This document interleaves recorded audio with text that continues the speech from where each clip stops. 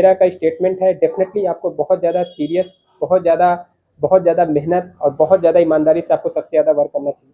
Being as a defence lawyer आपकी सबसे ज़्यादा ड्यूटी है, क्योंकि ये पहला अपॉर्चुनिटीज़ है जब कोर्ट एक्यूज पर्सन से पूछती है। तो पहले के जितने भी मेरे सीनियर्स रहे हैं, मतलब जो मेरे सीनियर्स नहीं, आई एम वेरी लकी, मुझे बहुत अच्छा अपॉर्चुनिटीज मिला कि मैंने कुछ चीज़ें सीखा समझा, और मुझे ऐसी चीज़ें नहीं दिखी। मुझे बहुत, I am very always very lucky. लेकिन मैंने ढेर सारे और सीनियर्स को देखा जिन्होंने नहीं नहीं नहीं, हाँ हाँ 2 मिनट के अंदर में 313 उन्होंने, बट ये बिल्कुल गलत है। इससे सिर्फ और सिर्फ आप अपने क्लाइंट का नुकसान करें, क्योंकि 313 का जो स्टेज होता, मैं सीआरपीसी के बारे में बता रहा हूँ है, अब तो बीएनएसएस में भी ये चीजें हैं। जब कोर्ट पहली बार एक्यूज से पूछती है तो एक्यूज को पूरी चीजें कोर्ट को बतानी चाहिए, जिसमें आपको सबसे ज्यादा मेहनत, सबसे ज्यादा एक्सप्लेनेशन आपको कोर्ट को देनी चाहिए।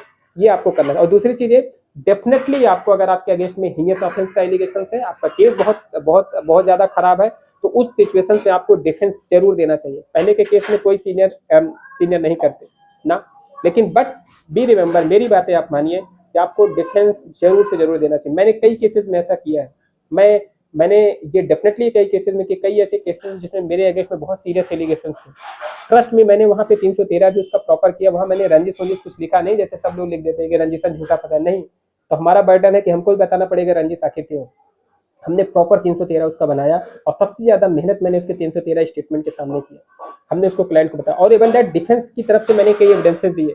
विश्वास मानिए, मैंने सबसे ज्यादा मैं लोगों को रिकमेंड भी करता हूँ कि आपको 315, जहाँ पे एक्यूज पर्सन खुद एज ए विटनेस की तरह कर सकता है। नए बीएनएसएस में अगर आप देखेंगे तो 353, डेफिनेटली आपको इसको करना चाहिए अगर आपके अगेंस्ट में हीनियस ऑफेंस के एलिगेशन लगे हैं।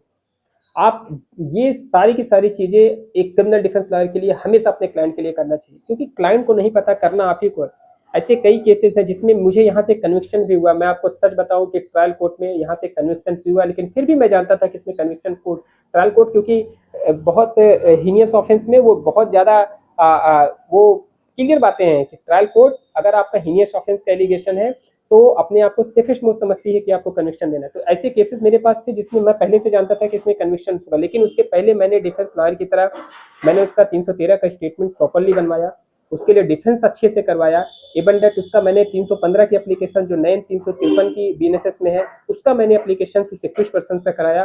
तब जाके मैंने अपने कुछ रिटन जो डॉक्यूमेंट्री एविडेंस मैंने कोर्ट में प्रोड्यूस कराया। और ये सारी की सारी चीज फिर भी मैंने की, उसमें मैंने बहुत मेहनत किया। मेहनत इसलिए भी करना जरूरी, क्योंकि मुझे पता था कि ये फाइल यहाँ से जब ऊपर की कोर्ट पे जाएगी तो वहां से हमको रिलीफ मिलेगी। और हुआ भी ऐसा। जब वो फाइल हमने अपील पे लगाया तो वहां का जो जज था, ऑनरेबल हाई कोर्ट का जज, उसने सारी की सारी चीजों को क्लियर कर रखा, और सारी की सारी चीजें जब क्लियर कट रखी तो वहां से रिलीफ मिला। तो हमें